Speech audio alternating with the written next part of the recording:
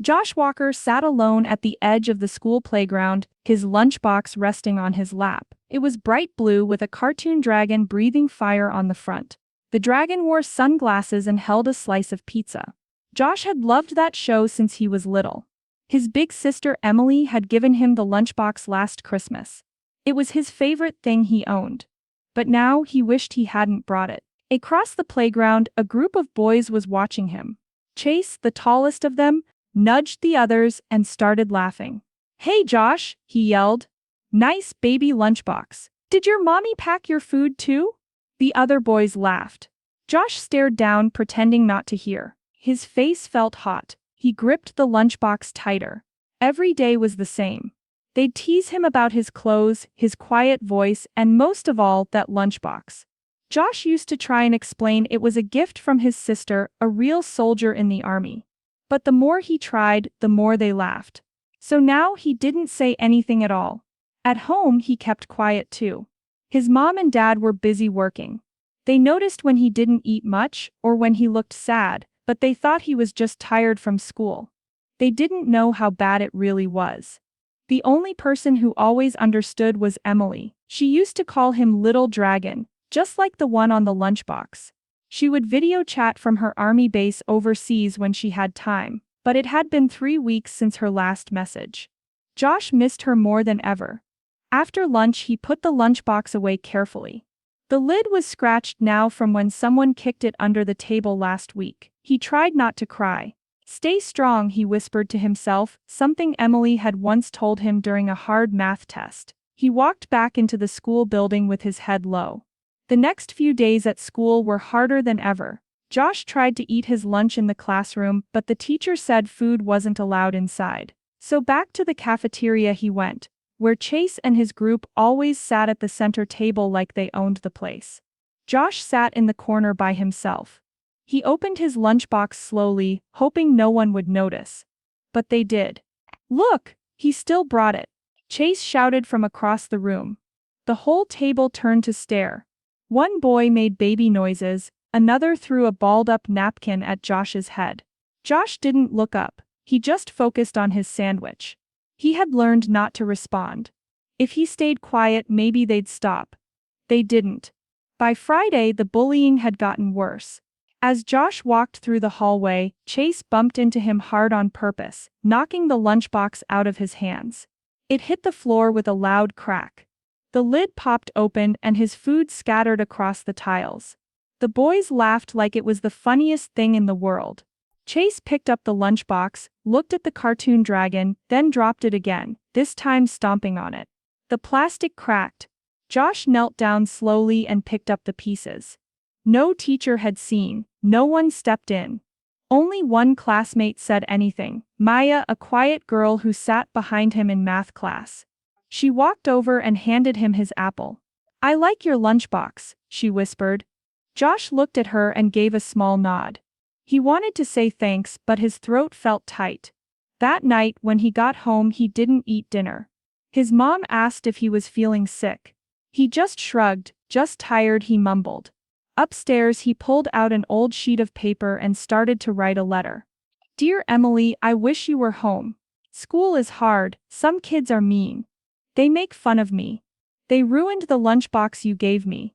I tried to be strong like you said, but it's really hard."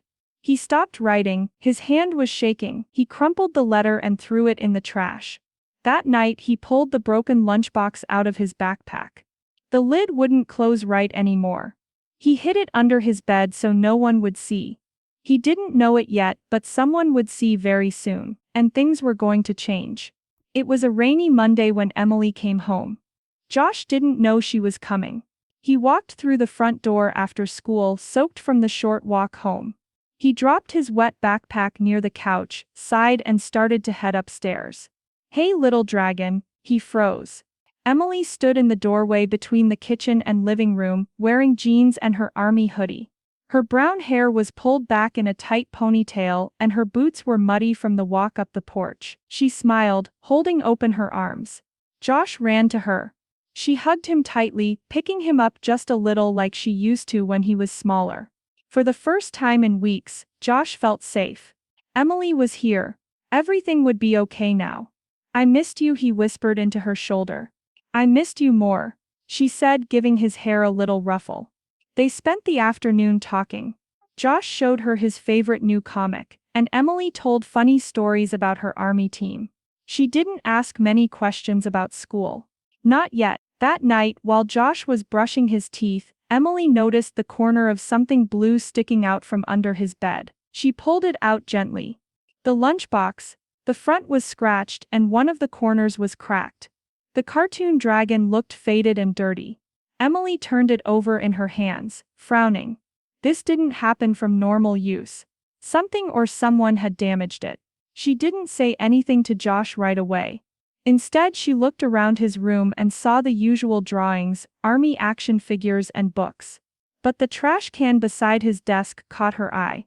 A crumpled piece of lined paper was sticking out. She picked it up and smoothed it out carefully. As she read the short, shaky words on the page, her heart sank. Emily wasn't angry, not at Josh. She was hurt for him. Her little brother, the kindest, gentlest kid she knew, had been going through something terrible and alone. She folded the paper neatly and tucked it into her pocket. Tomorrow she would talk to him. But for now she let him sleep peacefully. Because he finally could. The next morning, Emily made pancakes. Josh's favorite. She flipped them high in the air like she used to when he was little. For a few moments it almost felt like things were back to normal. But Emily hadn't forgotten the broken lunchbox or the letter. After breakfast, she grabbed her keys. Let's go out, just you and me. Josh looked unsure but nodded. He missed spending time with her. They ended up at the small ice cream shop near the park. The same place Emily used to take him after school sometimes. She got mint chip, he got chocolate, even though it was cold outside. They sat at a picnic table under a tree. The wind made the leaves dance around their feet. Emily took a quiet breath. So wanna tell me what's going on at school? Josh shrugged and looked down. Nothing, she didn't push. Instead she looked out toward the empty swings. You know, when I first joined the army, I messed up a lot. One guy in my squad said I'd never be strong enough. He made fun of me. Said I didn't belong. Josh looked up. What did you do? I proved him wrong. Emily said. Not by yelling. Not by fighting. I worked harder than anyone else. And guess what? Now he calls me Sarge. Josh gave a tiny smile. Emily leaned forward. I found your letter, Josh. His smile faded. I didn't mean to, I didn't want you to worry. Emily reached out and took his hand. But I do worry. Because I love you. And no one gets to hurt my little brother and walk away like it's nothing. He blinked fast, trying not to cry. They hate me. They laugh at my lunchbox. They call me names. They broke it, Em. I tried to be strong. Like you.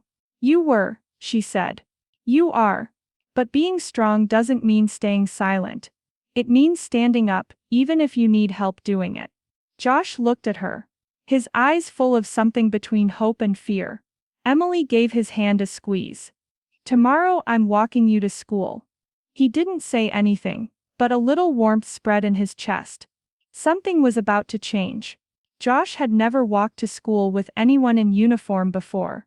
Emily stood tall beside him, dressed in her clean army fatigues. Her boots hit the sidewalk with a solid thunk-thunk. Her badge caught the morning sun.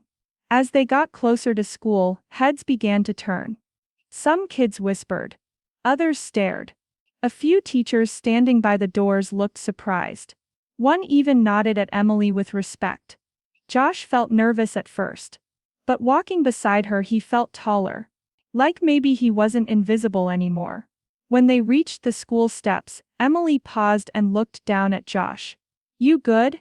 He nodded just barely. Okay, she said. Let's go say hello. She didn't head straight for his classroom. She walked into the main office, where the front desk lady nearly stood up in shock. Can I help you? Emily smiled politely. Hi, I'm Sergeant Emily Walker. I'm Josh's older sister. I need to speak with the principal just for a few minutes. The woman nodded quickly. Yes, of course. Right away. Emily spoke to the principal in a calm, steady voice. She didn't raise her tone or show anger, but her message was clear. She knew about the bullying, and it wasn't going to be ignored anymore. "I'm not here to scare anyone," she said. "But no child should be afraid to come to school. Especially not mine." The principal nodded, clearly embarrassed. "We'll look into it immediately." Emily gave a polite but serious "thank you. Now if you don't mind, I'll be visiting the schoolyard before the bell." Back outside, the sun had started to rise a little higher. Students were gathering in the yard, waiting for class to begin. Josh walked beside Emily to his usual spot, the corner bench. Some kids were already whispering. Then Chase showed up. He swaggered toward them as usual, with two of his friends right behind him. He hadn't noticed Emily at first. His eyes were locked on Josh. Well, look who. Then he saw her. Chase stopped mid-sentence. His mouth opened slightly, but no sound came out. Emily turned, calm as ever. "Hi there," she said, looking directly at him. Chase blinked. Who are you?" "I'm Josh's sister," she said. "Sergeant Walker. U.S. Army." Chase stepped back. His friends glanced at each other. Emily didn't yell. She didn't need to. She just stood there, proud and unshaken, as the yard went quiet. Chase stood frozen, like he didn't know what to do next. Emily didn't move toward him. She stayed where she was, her voice steady. "You're the one who's been bothering my brother, right?" Chase swallowed hard. "I was just joking around." Emily raised an eyebrow. "Jokes don't break lunchboxes." The other kids had stopped talking. Some teachers were watching from the doorways now. Even Maya had stepped closer, curious but silent. Josh stood next to Emily, feeling something he hadn't felt in a long time. "Safe. I want you to understand something," Emily said, still calm. "Josh may be quiet. He may be gentle. But that doesn't mean he's weak. Being kind takes strength, more than mocking someone ever will." Chase opened his mouth but didn't speak. "I've trained with people from all over the world," she continued. "I've seen bravery in battle. But let me tell you this, real bravery doesn't come from bullying someone smaller than you." Chase's face turned red. His friends had stepped back now, avoiding eye contact. Emily's eyes softened just a little. "You don't have to be the bully, Chase. You can be better than that. All of you can." There was a long silence. Then one of the boys behind Chase mumbled, "Sorry, Josh." It was quiet, but it was real.